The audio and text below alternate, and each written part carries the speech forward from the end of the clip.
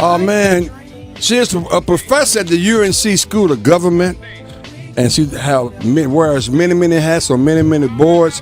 This young lady, in 2013, was the White House. The White House named her a champion of change for her work with Institute for Emerging Issues, and the Triangle Business Journal named her in 2014 woman in business for her policy and leadership in the state of, and a 2017 CEO of the Year Award. So she got all these plethora of things behind her name.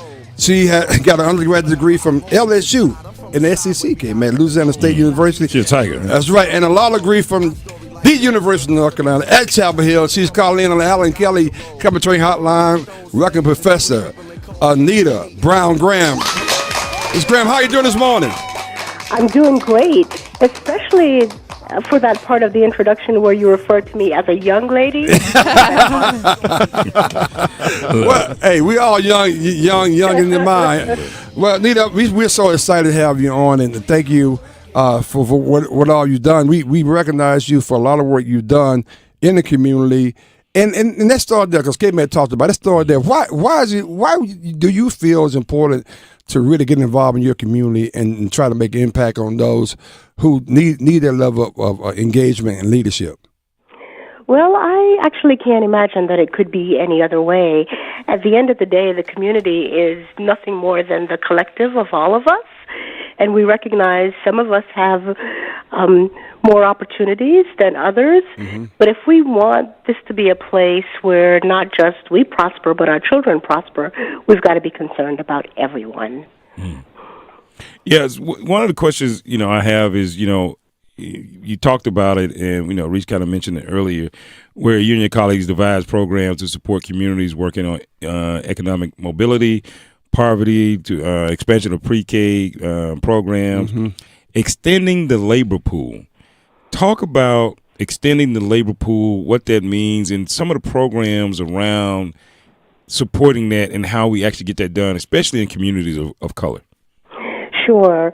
Well, it's an interesting thing to live in a time where unemployment rates are under 4% and employers are complaining that they just can't find enough workers. Mm-hmm. And yet you can look around in communities, particularly communities of color, mm-hmm. and see lots of people who would want to be engaged to work, who find themselves with barriers that prevent them from doing so. So the work that we've been doing really focuses on a couple of areas. One is sometimes the issues are as simple as we don't have adequate public transportation to get people from place to place. And so if you don't own a car, and this is North Carolina, we don't have a lot of mass transit, you've got a problem if your bus system isn't working. So we've got some communities that are working on just transportation issues. Sometimes it's about childcare. Lots of families, particularly low-income families, struggle to be able to put their child in high-quality childcare, and so communities are coming together and doing something about those barriers. Sometimes the barriers are more complicated. For a long time, if you had a criminal record in North Carolina, that prevented you from a lot of employment options. Now we've got many communities where business leaders and public sector leaders are coming together and saying, we want people to have a fair second chance. And then finally, and perhaps this is the hardest part of the work we're doing, the reality is that the economy is changing. And there may have been a time in our parents' generation where a high school diploma might have been enough for you to work hard and take care of your family. We don't have that economy anymore. So That's for true. A lot of people, and these aren't just young people, these are people who are in middle age, if we can't get them the skills they need for high-paying jobs, they're going to be stuck. And so North Carolina is doing a lot of work now to increase the number of people who have post-secondary credentials, and that's going to make all the difference in the world. Wow. We're talking to Anita R. Brown-Graham from the UNC School of Government as one of our Salute to Champions recipients for this year. And as a Salute to Champions recipient, we like to always recognize and highlight some of the impact that you have had in our community, on our community.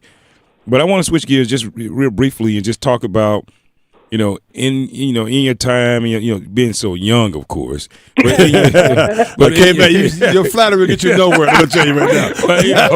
I'm not gonna sit in front of the class, so I got to do what I can.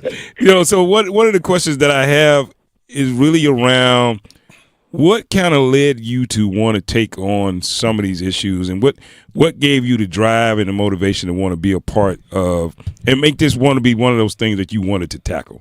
Oh, that's a great question. So I've always been interested in big policy issues. As you mentioned at the top of the show, I'm a lawyer. I started my practice out in California. I realized pretty quickly that I wasn't cut out to be a litigator, in large part because I kept settling the cases too fast. That kind of cuts off your money. Yeah, that really cuts off. The business model doesn't work that way. It doesn't work at all. You're right. But what I'm really good at is facilitating consensus, getting people to come to agreement. And so for the last 25 years, that's been my job, whether at the state level or working in communities. I help people devise a process where they can agree to an outcome that serves them and serves the people that they're trying to help. And I just love it. And I want to say, at a time when, if you turn on the national news, you feel like nobody is agreeing on anything, that is still not true. All across the state, there are people who put aside their differences to make their communities what they need it to be. That's encouraging. I'm glad you mentioned that. Again, we're talking to Anita Brown-Graham, who's a UNC professor, UNC School of Government. I was going to ask you about what lessons did you learn as a litigator in Northern California. I think you talked about you was there, and you talked about that. But let me segue into some more personal things. We always ask our Student Champions recipient these questions. I'm curious to get an answer from you as well. Who were those people or that person that influenced you along the way, or really gave you the level of motivation to really excel, particularly in areas that you're excelling in right now? So I would say, first of all, probably my dad. My mother will be really mad and cut me out of the will for saying this. But my father was tough, and he demanded excellence, and he also made clear, no matter how hard it is, when you show up in a room, you show up like you belong. Come on, now. Come on. And I think that lesson has really served me exceedingly well. Wow. My favorite. That's a good one there. That's one of my favorite statements of all time. If you show up in that room, you walk in that room like you should be there, because trust me, there's some people that probably think you shouldn't be there, no matter what. I know. All the time. All the time. You just ignore that. Exactly, all the time. Yeah, that's great. Yeah. That's great words of wisdom, and for a lot of people that are listening, trying to figure out, how do you kind of navigate? How do you get to where you are, and and they inspire to be in certain places. One of the questions I have is, we've talked to a few of our Salute the Champions, and we've talked about the struggles and kind of some of the ups and downs of their careers. Give us a little insight into, I guess, a situation somewhere where you've been, where you probably thought you knew what the outcome was going to be. You had it already worked out in your head. And once you got into it, you were just completely surprised at what it was really all about. Yeah. So, as I said to you earlier, I spend a lot of time facilitating meetings in communities. And one of my most favorite one happened up in Bertie County in the northeast area of our state. Okay. I was facilitating a community meeting, and I said what I always had said up until that point. I want you all to take 20 minutes to think about where your community has been, where it is now, and where you would like it to go. And this wonderful older woman in the back of the room raised her hand immediately, and when the first word out of her mouth was, "Baby," I knew I was in trouble.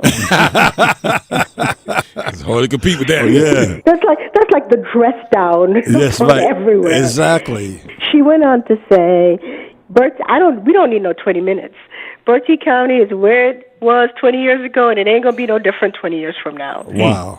Now, that changed the whole dynamic in the room, and I could have spent a lot of time spouting out facts to her on why that wasn't true. Mm-hmm. But the reality is, when you're in a room with people, you have to meet them where they are, yes, because their perspective is their reality. So we figured out how to re-engage the folks in the room in a different sort of way. And I tell you, that woman did me a favor. It wasn't what I went in expecting, but her willingness to just be honest about what she was feeling made for a successful visioning exercise. Wow, that's interesting. You mentioned Bertie County. Obviously, we both have a colleague that's a superintendent there now, and she's there. Actually, she's a Salute the Champions recipient as well in the same class. Dr. Catherine. Well, you tell her, don't go asking people to take 20 minutes to think about the future. They're not feeling it. You know what? I'll make sure I pass that along. But maybe they were just testing you to see if you were just coming with a bunch of lip service. That's exactly right. Or if you really want to do some work. We're gonna find out if she really wants to do some work or not. We're gonna find out. Because that lady was like, "Don't waste our time." All right. I know. But last question, we'll let you get out here. Again, we're talking to Anita Brown-Graham, UNC School of Government professor. If you had to leave us with those parting words, Professor Graham, in terms of something we can live by, what would those words be? I think it's wonderful that we have a month that we celebrate Black history. It's important to focus on it. But what we really need to spend all of our energy doing is figuring out how to fix some of the challenges in the present so that we can be celebrating Black future. Well, we're going to leave it right there. Congratulations. Thank you for all the work you do, all the impact you're doing to help others. And hopefully we'll see you at the reception as well. So take care. You all are wonderful. It was great to talk to you this morning. I can't wait to see you. See you on the 27th.